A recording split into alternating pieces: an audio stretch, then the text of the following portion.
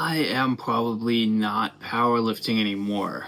So, for a bit of context, for those of you who don't really know my journey, my story, I started off lifting when I was 16 years old to help combat depression and anxiety issues when I was a teenager, and, worked wonderfully, turned me into the person that I am today, developed a lifelong obsession with fitness. And what ended up happening was that around the age of 22, when I graduated university, is when I got my personal training certification. I got a lot more dedicated and I got a lot more competitive. I decided that what I was really interested in was powerlifting. Powerlifting is the sport where you try and be as strong as possible in 3 lifts: the squat, bench press, and deadlift. And basically, for me, that was all that I cared about. I just wanted to see those numbers go up because to me, powerlifting was a much more objective sport than something like training for your physique, training for bodybuilding. The way I envisioned it, it's like, okay, well, really what matters at the end of the day is your numbers on the platform. If my deadlift is 5 pounds more than yours, objectively, I am better than you. And there's no debate there, and that's it.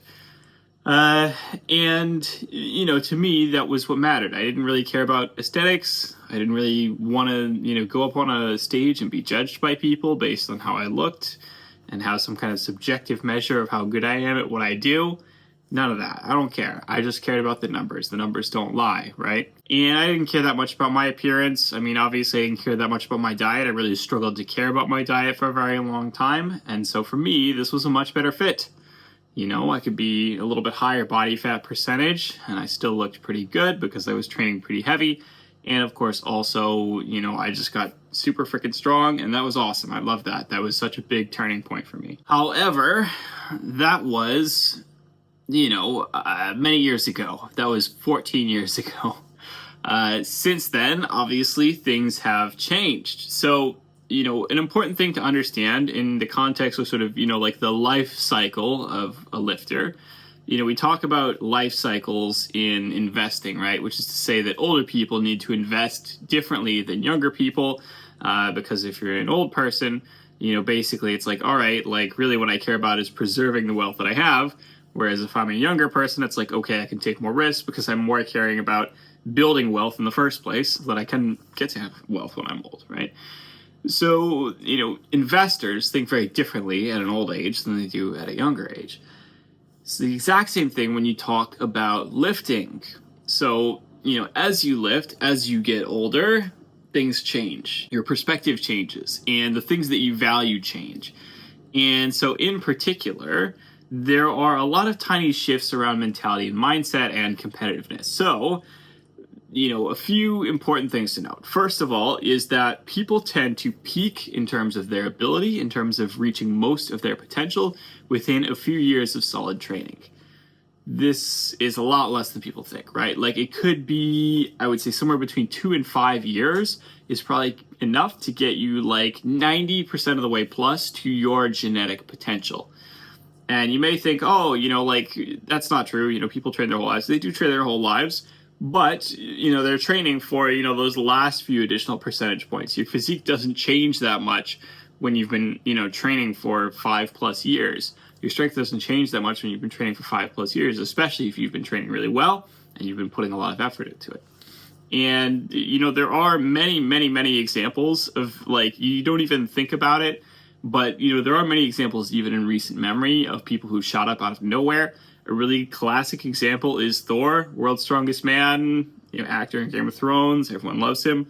Thor was a basketball player, and then within like 2 years, he's like world's strongest man, right? Like it genuinely was really not that big of, he like came onto the scene pretty quickly when he came on. He's been on the scene for a very long time, obviously. He's still continuing to set records. He's still, continue to perform. But he really shot up onto the scene very quickly. This is also why you see, just like guys shoot up to have world records out of nowhere where it's like, oh, like this kid's like 18 or whatever. And, he's like already like near world record level, that sort of thing. It happens all the time. You probably don't notice it, but it does. And this is why sometimes you see teenagers who genuinely have, just like leaps and bounds better numbers than you. It's like just great. They just had better genetics than you. And, they got training earlier or, whatever, and there they are. So it doesn't take that long to sort of max out your genetic potential, or again, max out is not right, but get close to your genetic potential. Get a sense of what your actual genetic potential is. If you've been training for 2-3 years solid, very hard, and your numbers are X, maybe you'll be about 10-20% above X in the next 10 years, right? You're not going to be, oh, my numbers are at X, but then in the next 10-20 years, I'm going to 5X my numbers on top of that. Like, that's not happening. That's not real. The second thing is that obviously as you age, performance starts to decrease. It decreases a lot less than people think. I tell people this all the time. Realistically, there are people who have set world records who are in their 50s at the time and even older. Not just, within their age range, but for the entirety, for all age ranges. At the same time, obviously it does, start to, your performance does start to drop off. You hit your 30s and everything starts to sort of, level off. Your 40s and onwards, it starts to drop off a little bit. Again, the drop off is pretty small. It is pretty slow. A lot slower than people think. You can often maintain strength and muscle mass well into your 50s and potentially even your 60s before it really starts to, fall off a cliff. But all of that said, again, even if the decrease is very, very small, let's say, okay, I'm in my 40s, the decrease is 5%. Well, if the decrease is only 5% and, you could deadlift, say 500 pounds, knocking 25 pounds off of your deadlift is not going to feel good, right? Like, it feels discouraging. You hit a certain point where even though these actual, absolute differences are small, relatively, they feel pretty big. And the next thing is just that obviously performance is kind of a young person's game. Like, when you're young, great. You have all the time in the world. You have all the energy to put into this. As you get older, you have, more commitments. You have more things going on in your life. You have more responsibilities to juggle. And so you tend to be like, all right, well, I've been doing this for a while. I don't really have the energy to keep pushing, knowing that, again, maybe I know that I'm probably not going to set a world record based on my prior performance. And that is kind of the position that I'm in. I have been lifting very seriously for about 20 years, of which about 14 of those years are, lifting seriously, also training specifically for powerlifting. And the reality is that I'm getting to a point where my numbers are stagnating a little bit. And not necessarily because of anything I'm doing, just because of the reality, the nature of the situation. So, basically, after lockdown, after COVID, I really cut a lot of weight. I got super lean. I decided, all right, can't really, lift heavy right now because I can't really go to the gym. So really my focus shifted to physique and, body weight, calisthenics stuff.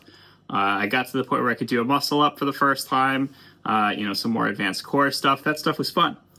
And then, I decided, okay, what I'm going to do is I'm going to go back to the gym and I'm really going to, bulk back up and I'm going to, really give it another go in terms of, putting on all the muscle and all the strength that I can. And that was obviously starting around 2023. And then, I also realized around that time that I don't have the time, the energy to train that I used to. And so I decided that I was going to be decreasing my training a little bit. When I say decreasing my training, I'm talking going from 6+ days a week of training to going to 4 days a week of training. Not certainly by far the lowest training frequency, the worst amount of training in the world. But for somebody who has been obsessive about this their whole life, who has been training basically nonstop all the time since I was 16, this was a big shift for me. Was learning to say, hey, I could just take days off. I could just, not train those days. Fine. I pulled back a little bit. Not a ton, but a little bit. And I was also coming at this where, I'm a lot more knowledgeable than I have been in the past. I'm a lot smarter about my training than I have been in the past. And so I was really kind of surprised for a while by how rapidly I was progressing for somebody who is as advanced as I was. Which is to say that I have seen some really impressive gains in strength over the past couple of years since I've rededicated to strength. So in particular, basically my bench press was stuck at around 325. It's currently up around 350. My deadlift was around 550. I've gotten it up to around 600. And probably the most impressive of all is my squat. My squat has always been my worst lift by far. I have dealt with a string of knee issues and things like that just made it hard to train. And so my squat was stuck at around 400. It is now at around 500. So I've put, an incredible amount of weight, particularly onto my squat. I have seen incredible results, right? Now that said, a lot of that has happened in, I would say, the past, from about 2023 to 2024. And since about mid-2024, I've been kind of struggling. And, not struggling in the sense that I'm not, generally seeing progress. Obviously, I'm able to, put weight on the bar on most of the movements that I'm training, on all the accessory lifts that I'm doing, fine, no issues there. I will also say that physique-wise, my physique is a lot better than it's ever been. And that's generally because I've been a lot more attentive to my diet. And because I have, been a little bit better about actually ensuring that I'm doing all my accessory exercises for all of my smaller muscle groups and, actually pushing it there. And I've also, I would say, taken a bit more of a sort of power building hybrid sort of approach where I am doing a lot more bodybuilding style stuff on the side. What happened is that around late 2024, I went traveling for a business trip. And it was not that long. It was like a week, right? I had to take a week off of training. Pretty normal. I take a week off of training all the time. Not really that big of a deal. Doesn't really set me back that much. In this case, I took this week off of training, and I don't know what happened, but my numbers just dropped. Like, nothing that should have changed. But suddenly, my bench is not doing well. My squat was not doing well. My deadlift is not doing well. And it took me a shocking amount of time to recover. It really took me about 4, 5, 6 months until, early 2025 before I was really back to where I was and I was starting to hit PRs again and I was going, great, love this. And then that continued for a few months. And then a few months ago, basically the same thing happened again, except this time there was no precipitating event. Literally, I just am training, everything's going good, I'm hitting PRs, and then one week, suddenly my deadlift is just struggling, and then suddenly my bench press is just struggling, my squat is just struggling, and since then I've seen my numbers decrease a bit. They've kind of leveled off, they're not decreasing anymore, but it's really shockingly frustrating, right? And I also have seen, I wouldn't call it an injury, but my low back has just been totally fried no matter what I do. If I try squatting, if I try deadlifting, my low back is fried for way longer than it should be.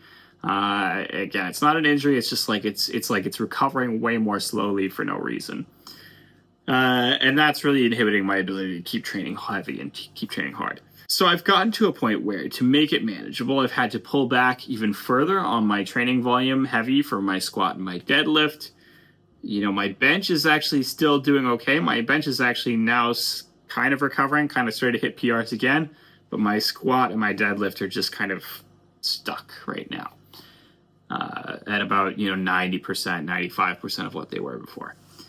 And that's frustrating because I know from personal experience that this means it's going to take another 6 months to get out of this hole. And then I'm going to see, maybe some, progress for a few months, and then probably something else is going to happen. And this is the reality of the sport, right? Is that basically after a certain point, you're sort of fighting harder and harder, longer and longer for smaller and smaller numbers. That is the reality of the situation. And I don't know if I have the energy right now to do this. It's genuinely like, I don't know if I have the enthusiasm to do it. Something else that I've talked about a lot in the past is that I'm not really a competitive person in terms of my physique and my strength. To me, I really only care about comparing myself to myself and seeing progress over time. But at the same time, again, knowing that like, hey, my numbers are never going to be world record class at this rate. They're certainly very impressive. I would say that my numbers probably put me in probably the top few percentile points of all people in the world in my weight class. And that's great. But, when you get to those top few percentile points, the competition increases dramatically, like exponentially. My numbers are, hey, a 600-pound deadlift, a 3x bodyweight deadlift. Great, lovely stuff. Incredible, puts you in the top few percentage points. The world record in my weight class is over 800 pounds, right? Like, I would have to get 30% stronger, 33% stronger on top of how strong I already am just to, be world record competitive, right? That is sort of the reality of the situation. Is that within reach? Definitely not. I'm not somebody who likes to compete. I'm not somebody who likes to show up on stage or be compared with other people. I've competed in powerlifting a few times in my, my lifetime. It is what it is, right? Like, you show up on the platform, you do your numbers, great. Really all that matters to me is that my numbers are going up and that I know that they're going up over time. Right now, they're not, right? That's just the reality of the situation. They're not. And so, really what I would like to do is I would like to also factor in things that I know now about lifting that I didn't know previously. So in particular, I kind of had this sense of it, but I, did not really internalize it. Strength training requires a lot less volume, a lot less effort than training for size or training for endurance. And so in particular, basically there are sort of different curves to the benefits that you get out of exercise. When you're talking strength, basically what happens is you get a huge effect from basically the first few sets, like 1, 2, 3 sets, and then it drops off significantly after that. The diminishing returns set in very quickly. When it comes to something like training for size, the diminishing returns, yes, there are diminishing returns. Obviously, it drops off very quickly, but you can continue to see much, greater returns over time by continuing to do more volume, by continuing to do more sets. So, whereas strength, you might cap out at something like 2 or 3 sets. When you're talking size, you can, cap out at 20 plus sets. Like, it takes a lot, longer to really, start to see, the majority of your results. When you're talking endurance, training for endurance, obviously the limit is crazy, right? It's hours and hours of running a day and that sort of thing, right? So obviously, kind of what drew me to lifting for strength is the fact that it doesn't require as much, like you go in, you do intense, heavy, short efforts, and then you're done, right? But even despite that, a lot of my training in the past years has revolved around, okay, well, knowing that, I still want to be the best possible lifter that I can. I still want to be as strong as possible. So I'm still going to push into those diminishing returns territory. I'm still going to aim for, 5 or 6 heavy sets a week, because really what I care about is maximizing my strength, even though I know that it is a relatively inefficient return on my time. Well, now I'm getting to the point where it's like, I don't necessarily have the energy, I don't necessarily have the time, so I'm going to be cutting back a lot further on my training for strength. I'm going to be training probably just 1 or 2 sets heavy per week, and the rest of my training will be a lot more focused on physique, bodybuilding, hypertrophy type stuff, building muscle. Because at the end of the day, while I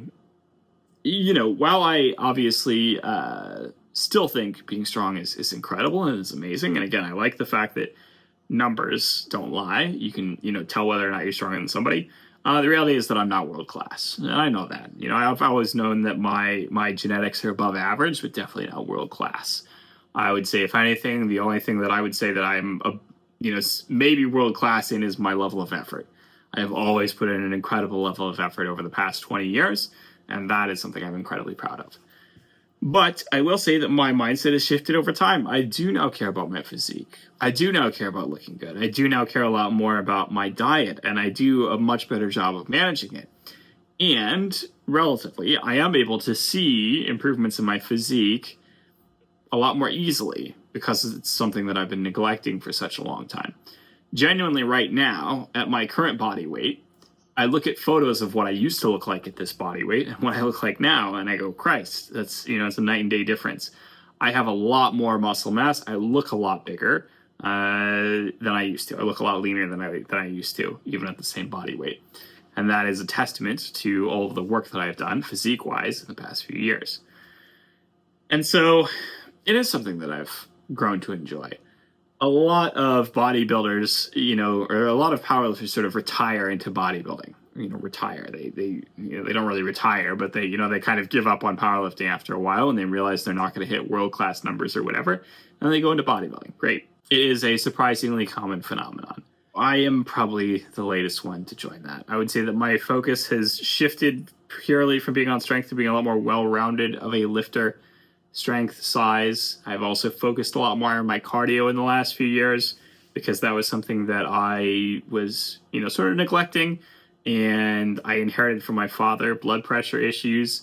And so, managing those blood pressure issues required that I got a lot more serious about my cardio, and I get a lot healthier on that. So obviously, does this mean that I am done lifting heavy? Does this mean that I am done, lifting to be strong? Obviously not. But I will be sort of pulling it back a little bit. It will no longer be, I would say, the primary focus of my training, of my mental energy. And instead, it'll just be, hey, it's a thing that I do, right? It's a thing that I do because I enjoy it. I do still really love lifting heavy. It's the most incredible feeling in the world, like really pushing it through a really difficult deadlift. At the same time, I also think that one thing that I will enjoy freeing myself from is the need to focus so much on the squat, the bench, and the deadlift. Basically, for most of my lifting career, there's 4 lifts that I've considered the lifts that I care about. There's the squat, bench, deadlift, and overhead press. And I've always tried to improve on all of those. Well, what I've realized over time is that A, I'm bad at squatting, and so I don't enjoy it for that reason alone. And B, I'm fine with overhead pressing, but I just don't like it. Fine, really not for me. If I free myself from the constraint of, hey, I need to be good at squatting, because that's a powerlifting thing, then I can say, great, I can focus on the things that I care about, which is bench pressing and deadlifting. I don't have to, yes, obviously I'm still squatting. Yes, I obviously still care about squatting in a general sense, but I'm not squatting heavy as much. Because for me, that just gets in the way of the energy that I have to focus on my deadlifting, which is what I prefer more and what I get the more, the bigger enjoyment out of. So, that's also incredibly freeing. I can just say, you know what? I don't need to squat like a powerlifter. I can squat like a bodybuilder. I can, do all other kinds of stuff to train my legs. I don't have to focus on that so much. So, that's kind of the situation I'm at.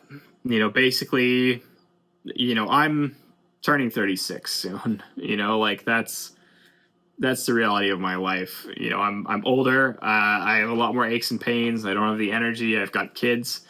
I've got a career to worry about. I've got, all kinds of stuff that I have to juggle, and I don't have the energy that I used to have. I remember when I was like 22 and it was like, Christ, I'd have, entire days with nothing to do, and I'd be like, great, I'm just going to go to the gym for 4 hours and, sweat until it was, dripping all over the machine when I did cardio, or, 10 sets of squats, or, whatever, right? Like, I don't have the time to act like that anymore. I'm not a kid. And so, that's just sort of the natural life cycle. That's kind of how things change. And hopefully this, gives some kind of guidance to other people who are in a similar position. I think it's difficult when you have this sort of, aggressive personality to admit that, hey, time's up.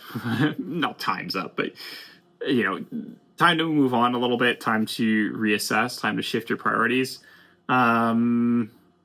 Because I don't know, I think a lot of people only get one perspective on fitness. They only get the one perspective, which is all that freaking matters is, great. Be as strong as possible, be as big as possible, sacrifice everything possible, all that matters.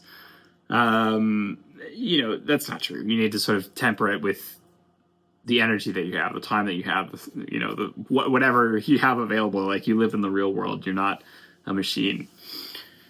So yeah, that is all for today's video. As always, don't hesitate to like, comment, subscribe, smash the notification button, comment down below. Let me know how you are doing in your fitness journey, whatever the case is. Have a good one. I'll see you all next time.